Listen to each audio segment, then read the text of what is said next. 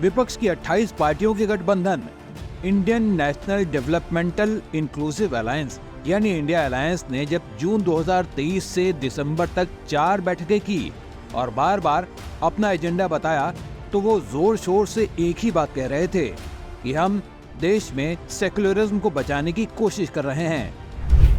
लेकिन ये वो था जो कि वो सामूहिक मंच से बोल रहे थे। लेकिन इस गठबंधन के नेताओं से अलग अलग बात करने पर एक ही बात सामने आ रही है, हमें मोदी को हटाना है। मतलब इनका असली नारा है मोदी हटाओ। देश में लगभग ऐसा ही माहौल 1971 में भी बना था, जब मार्च 1971 में देश की 5वीं लोकसभा के चुनाव होने वाले थे। कांग्रेस के पुराने नेताओं और सांसदों की पार्टी कांग्रेस ओ ने प्रधानमंत्री इंदिरा गांधी के खिलाफ एक गठबंधन बनाया। संयुक्त सोशलिस्ट पार्टी, प्रजा सोशलिस्ट पार्टी, भारतीय जनसंघ, स्वतंत्र पार्टी समेत कई क्षेत्रीय पार्टियां इस गठबंधन में साथ आईं और इनकी स्ट्रैटेजी भी वही थी जो कि आज इंडिया अलायंस की है। हर कॉन्स्टिट्यूएंसी में एक संयुक्त कैंडिडेट खड़ा करो। इन सभी को एक ही डर था कि कहीं इंदिरा गांधी प्रधानमंत्री बनकर वापस सत्ता में आ गईं तो उनका भविष्य खतरे में पड़ जाएगा।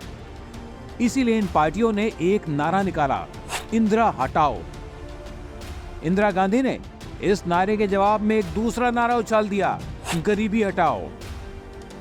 जनता ने गरीबी वाले नारे का साथ दिया और इंदिरा गांधी ने 521 लोकसभा सीटों में से 352 सीटें जीत लीं। अब 2024 में विपक्ष ठीक 1971 वाला काम ही कर रहा है, तो नरेंद्र मोदी ने भी इंदिरा गांधी वाला ही कार्ड खेला है।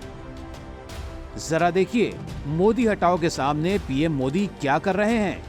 अपने नाम की जगह इस चुनाव को देश के मुद्दे का चुनाव बना दिया है उन्होंने। वो बार बार देश की बातें करते हैं, देश के गौरवशाली इतिहास की याद दिलाते हैं, आर्थिक प्रगति की बात करते हुए बताते हैं कि देश दुनिया की 5वीं सबसे बड़ी अर्थव्यवस्था बन चुका है और विकसित भारत का नारा देते हैं। वो जनता को भरोसा दिलाने में लगे हैं कि देश को उसके स्वर्णिम दौर की तरफ ले जाने का काम उनकी सरकार ही कर सकती है। लेकिन सवाल ये है कि जब 1971 में इंदिरा हटाओ वाला नेगेटिव नारा नहीं चला था, तो विपक्ष को क्यों लगता है कि 2024 में एक नेगेटिव एजेंडा चल जाएगा? हो सकता है कि विपक्ष को अभी तक ये समझ नहीं आया है कि वो किस विचारधारा को लेकर आगे चलें।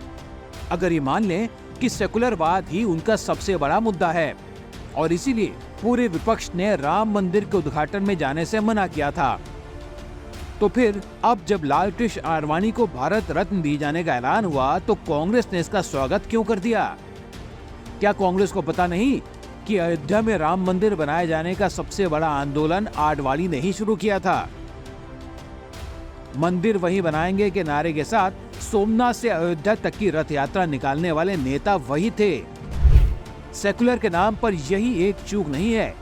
राम मंदिर उद्घाटन में न जाने का फैसला करने में भी कांग्रेस ने 2 हफ्ते लगा दिए थे।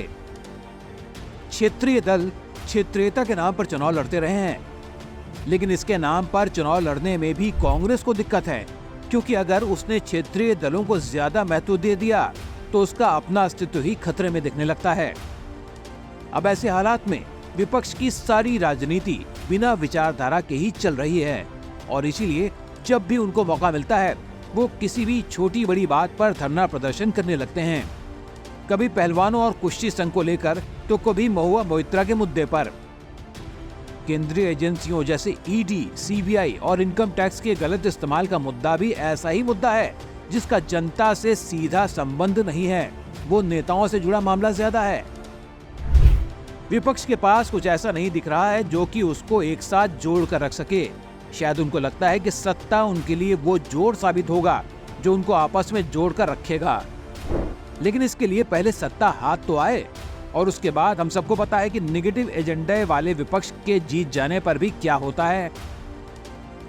1977 में जनता पार्टी के जीत कर सरकार बनाने और फिर हट जाने का उदाहरण सबके सामने है और इन सबसे बड़ी बात ये कि सत्ता में आने के लिए जरूरी है एक ऐसा सेंट्रल थीम, सेंट्रल मुद्दा, सेंट्रल टॉपिक जो जनता से जुड़ता हो, जो फिलहाल विपक्ष के पास नहीं दिखता।